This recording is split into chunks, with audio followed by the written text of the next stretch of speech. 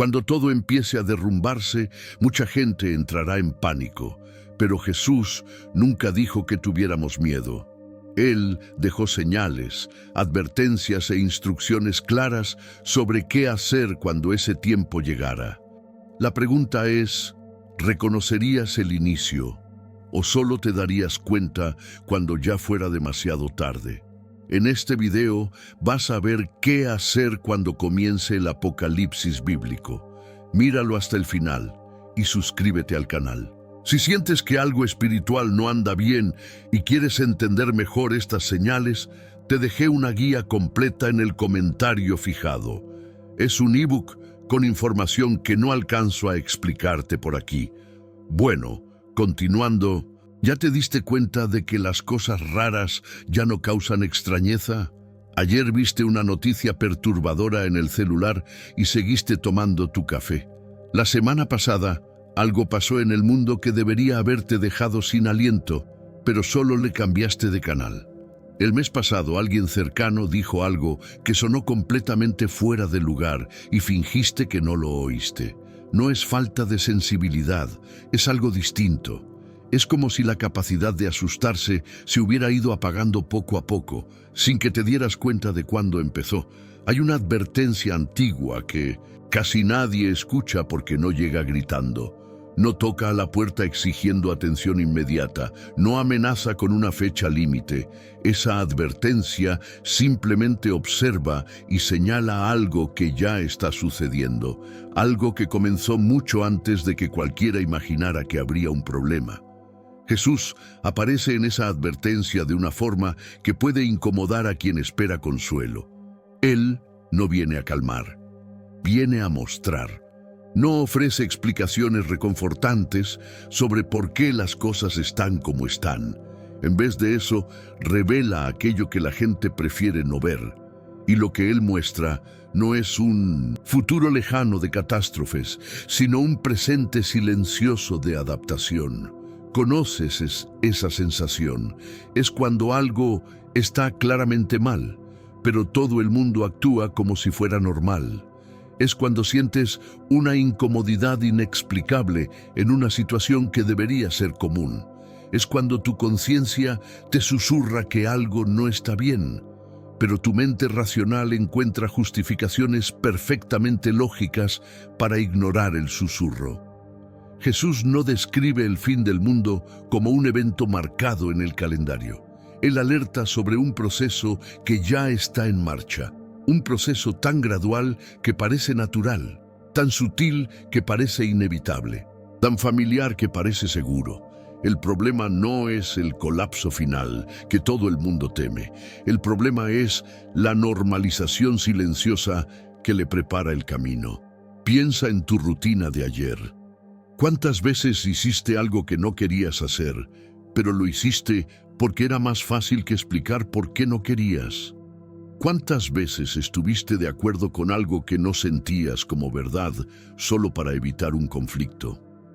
¿Cuántas veces elegiste lo conveniente en lugar de lo correcto, lo práctico en lugar de lo honesto, lo seguro en lugar de lo verdadero? No fueron decisiones dramáticas, fueron pequeñas concesiones, microadaptaciones, ajustes sutiles que parecieron insignificantes en el momento. Pero Jesús advierte que es exactamente así como los sellos se rompen, no en el cielo primero, dentro de las personas. Cada concesión silenciosa es un sello que se abre. Cada vez que sientes que algo está mal, pero actúas como si estuviera bien, una barrera interna se deshace. Cada momento en que te das cuenta de una contradicción pero eliges no cuestionarla, una protección espiritual se debilita. El primer jinete no llega anunciando conquista, se presenta como progreso, como una mejora necesaria, como una evolución inevitable. Lo ves en el trabajo, en la escuela, en las conversaciones, cambios que se venden como avances, pero que exigen que abandones algo que siempre consideraste importante, no de golpe, poco a poco, con justificaciones racionales, con beneficios visibles. Jesús no condena el progreso, alerta sobre la seducción de la conquista disfrazada, cuando aquello que se presenta como una mejora exige que te conviertas en una versión más pequeña de quien eras. Algo se está moviendo bajo la superficie. El segundo jinete no trae la guerra con claridad, normaliza el conflicto, hace que la tensión constante parezca parte natural de la vida. Lo ves en las discusiones que nunca terminan, en los debates que nunca convencen a nadie, en los pleitos que se repiten sin resolverse.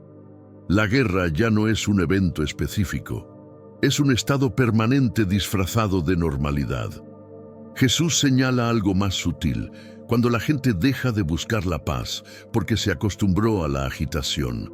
Cuando el conflicto se vuelve tan familiar que el silencio causa ansiedad, cuando la tensión se convierte en el combustible para sentirse vivo.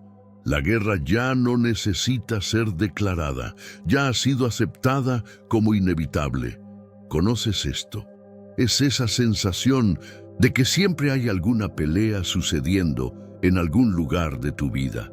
Siempre hay algún conflicto que necesita ser manejado. Siempre hay alguna tensión que necesita ser equilibrada. Y cuando no la hay, te sientes raro, como si algo faltara. El tercer jinete no anuncia el hambre a gritos, se instala en medio de la abundancia. Jesús alerta sobre una forma de hambre que ocurre incluso cuando la mesa está llena. Es el hambre de significado en medio del exceso de opciones. El hambre de conexión en medio del exceso de contactos. El hambre de propósito en medio del exceso de actividades. Sientes esto cuando comes, hasta quedar físicamente satisfecho, pero sigues con ganas de algo que no puedes identificar. Cuando tienes todo lo que pensabas que querías, pero aún sientes que falta algo. Cuando consigues lo que siempre buscaste, pero el logro se siente vacío.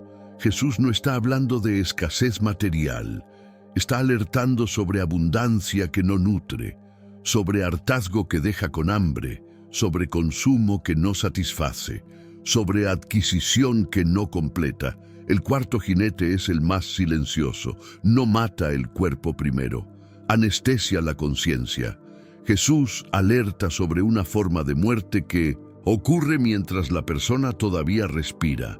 Es cuando dejas de sentir extrañeza ante lo extraño, cuando dejas de sentir indignación ante lo incorrecto, cuando dejas de sentir esperanza ante lo posible. No es depresión, es algo distinto.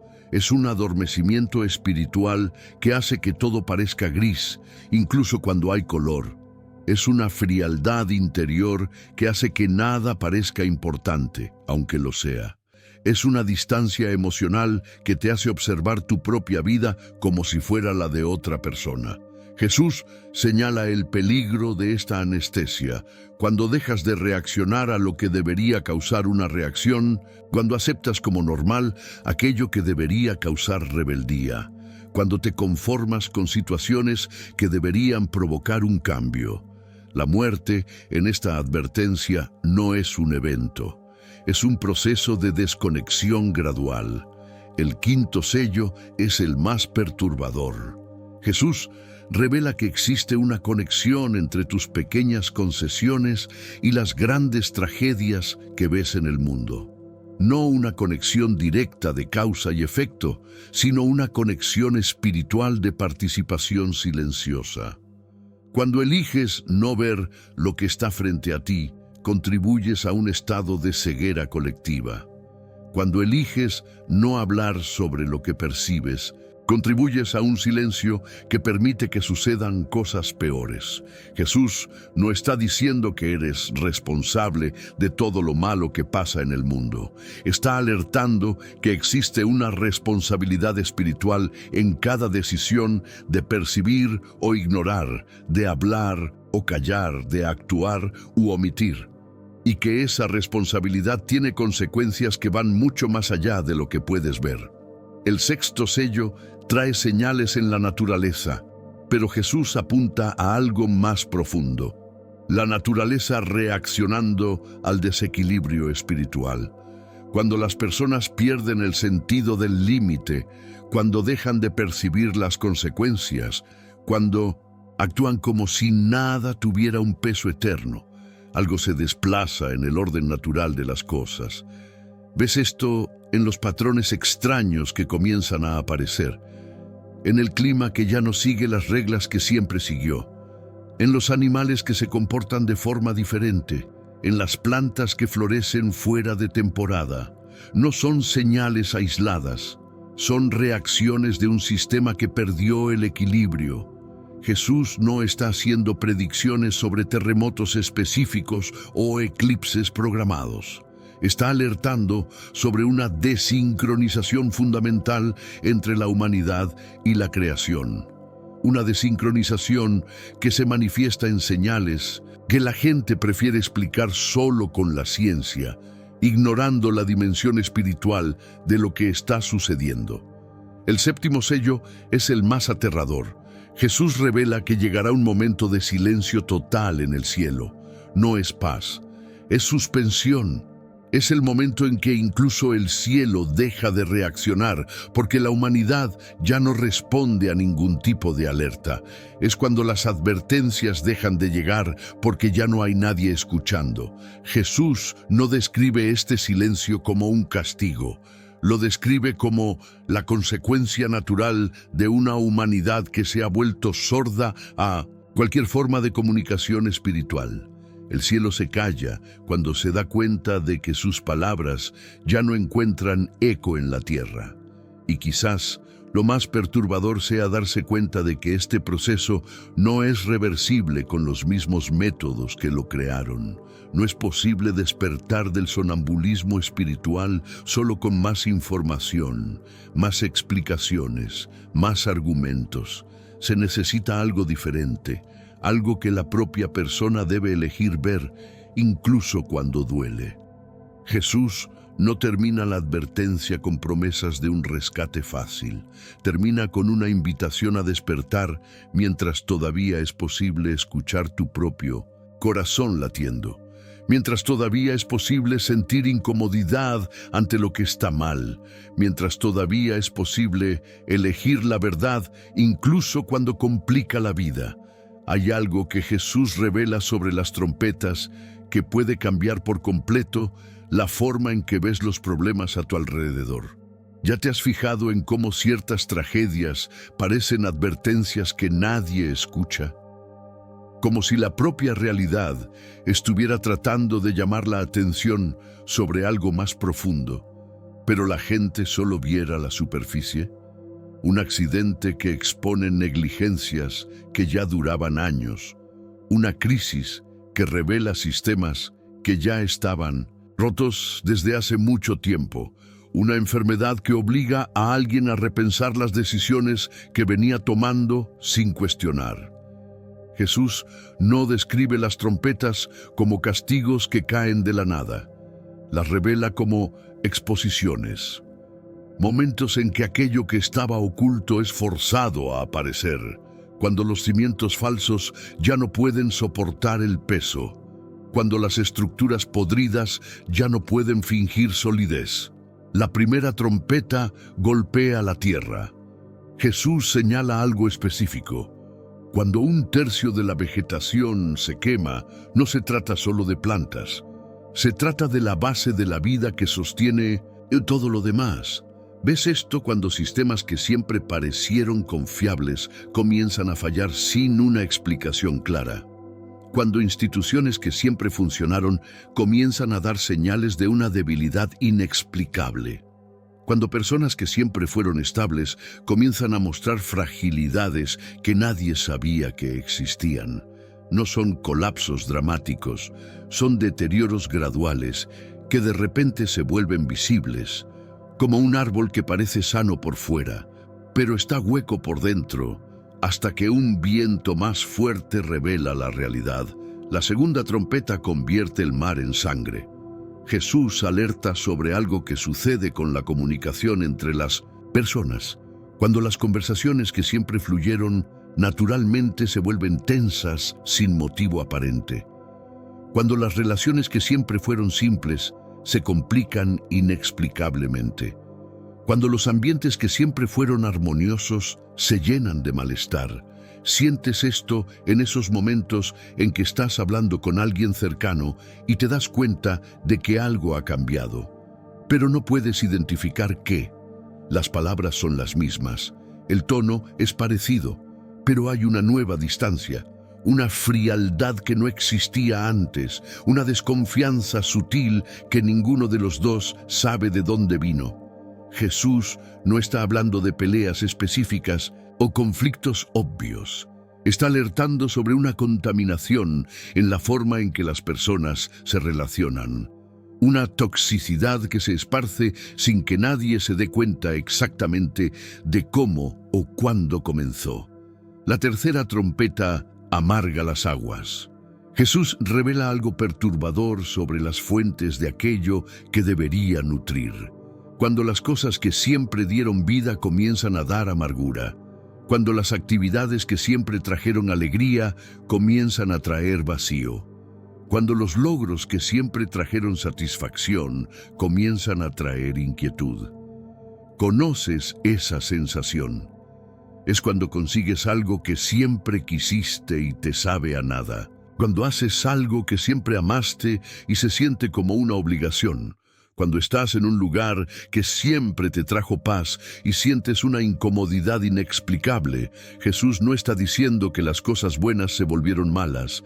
Está alertando que algo dentro de ti cambió la forma en que percibes aquello que debería ser fuente de vida.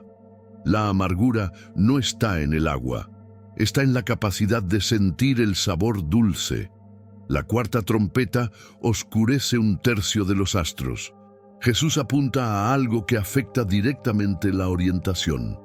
Cuando las referencias que siempre guiaron tus decisiones comienzan a parecer inciertas. Cuando los valores que siempre usaste para distinguir lo correcto de lo incorrecto comienzan a parecer confusos.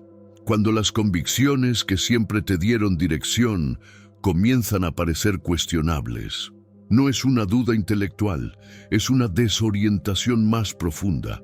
Es cuando miras las decisiones que tomaste en el pasado con absoluta certeza y ahora no puedes entender cómo tuviste tanta convicción. Es cuando los principios que siempre parecieron obvios comienzan a parecer demasiado complicados para aplicarlos en la práctica.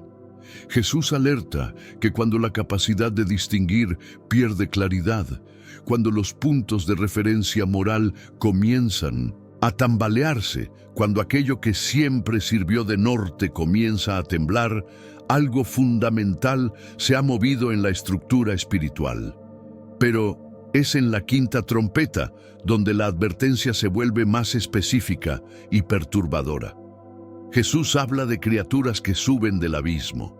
No monstruos físicos, sino influencias que emergen cuando ciertas barreras espirituales se debilitan. Influencias que tienen un permiso limitado, pero real. Que pueden atormentar, pero no destruir. Que pueden confundir, pero no controlar por completo. ¿Has sentido eso alguna vez?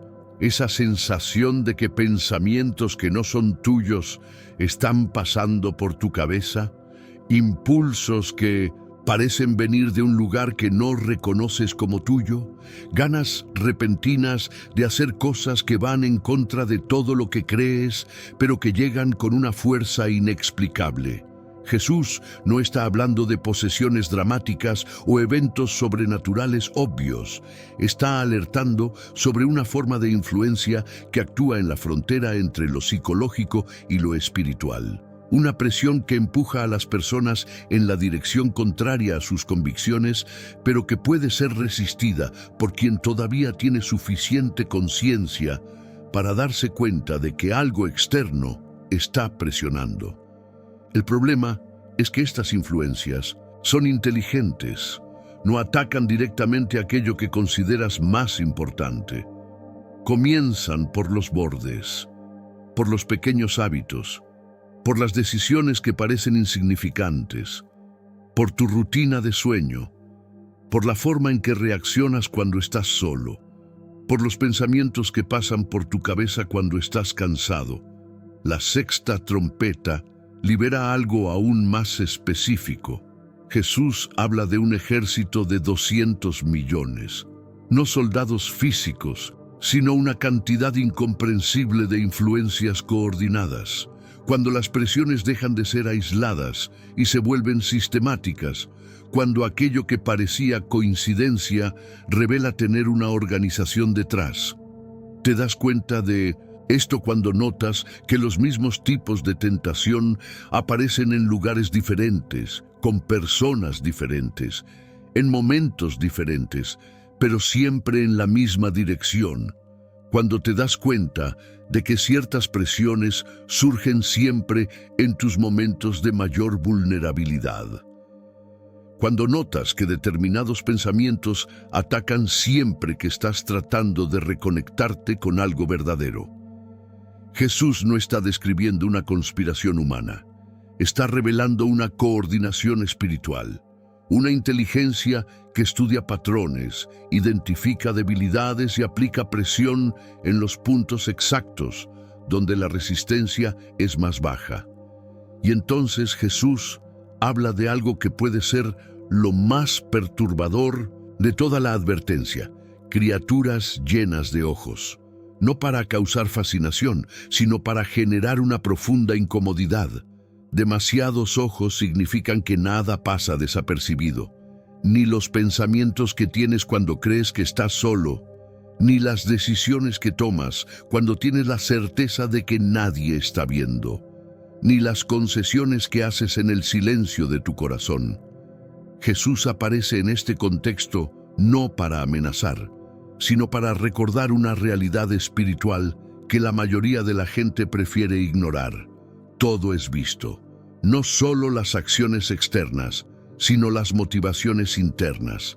No solo lo que haces, sino por qué lo haces. No solo lo que dices, sino lo que piensas antes de decidir qué vas a decir. La incomodidad no viene de ser juzgado, viene de ser conocido, completamente, sin posibilidad de esconder, disfrazar o explicar, y de darte cuenta de que tú mismo te escondes de partes de quien realmente eres. El dragón que Jesús revela no es una criatura fantástica de cuentos.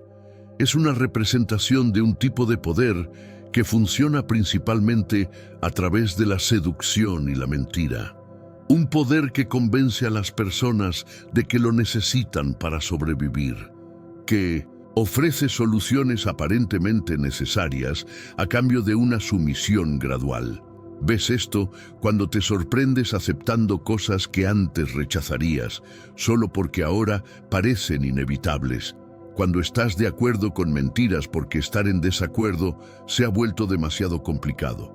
Cuando eliges la falsa seguridad en lugar de la verdad incómoda, porque la verdad exige que tomes actitudes que no quieres tomar.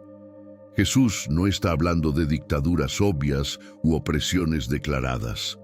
Está alertando sobre formas de control que se presentan como beneficios. Protección que exige la renuncia a la libertad. Conveniencia que exige la renuncia a los principios. Seguridad que exige la renuncia a la conciencia. Las dos bestias que emergen representan dos tipos de poder coordinado. Una que impresiona por la fuerza bruta y otra que convence por su apariencia de sabiduría. Una que domina por la intimidación y otra que seduce por la inteligencia. Y Jesús alerta que la segunda es más peligrosa que la primera, porque consigue que la gente elija voluntariamente aquello que la disminuye. La señal que esta bestia ofrece no se impone a la fuerza al principio. Se presenta como una solución inteligente a problemas reales, como una evolución natural de sistemas que ya existen, como una mejora obvia de procesos que ya están en funcionamiento. Jesús no describe esta señal como un número literal grabado en la piel. La revela como una marca de sumisión interior. Una disposición mental de elegir siempre la salida más fácil, incluso cuando la facilidad exige que seas menos de lo que podrías ser. una tendencia a optar siempre por lo que funciona, incluso cuando lo que funciona va en contra de lo que sabes que es verdadero. Y cuando Jesús habla de Babilonia, no está señalando una ciudad específica o un sistema político particular. Está revelando algo sobre la seducción de todo lo que parece grande, eficiente e indispensable. La seducción de aquello que funciona tan bien que cuestionarlo parece una tontería, de aquello que ofrece tanto confort que rechazarlo parece masoquismo. Babilonia no es destruida por un enemigo externo. Se desmorona cuando la gente se da cuenta de que toda su grandeza estaba sostenida por algo vacío, cuando descubren que aquello que parecía sólido era solo una fachada, cuando la eficiencia revela su costo real en humanidad perdida. Jesús termina esta advertencia no con amenazas de castigo, sino con una invitación a ver, a darse cuenta de lo que está sucediendo mientras todavía hay elección, a despertar mientras la conciencia aún funciona, a reaccionar mientras la capacidad de reacción todavía existe, porque el verdadero peligro, según esta antigua advertencia, no es ser sorprendido por una catástrofe repentina, es llegar al final descubriendo que pasaste toda la vida dormido estando despierto, siguiendo mientras creías que estabas eligiendo, obedeciendo mientras creías que estabas pensando. La advertencia no termina con una fecha marcada o un plazo definido. Termina con una pregunta silenciosa que cada persona necesita responder por sí misma. ¿Todavía puedes sentir cuando algo está mal? ¿Todavía puedes elegir la verdad cuando complica tu vida? ¿Todavía puedes ver lo que está sucediendo, incluso cuando es más cómodo fingir que no lo ves? La respuesta a estas preguntas no determina lo que va a pasar en el mundo. Determina lo que va a pasar contigo dentro de lo que está pasando en el mundo.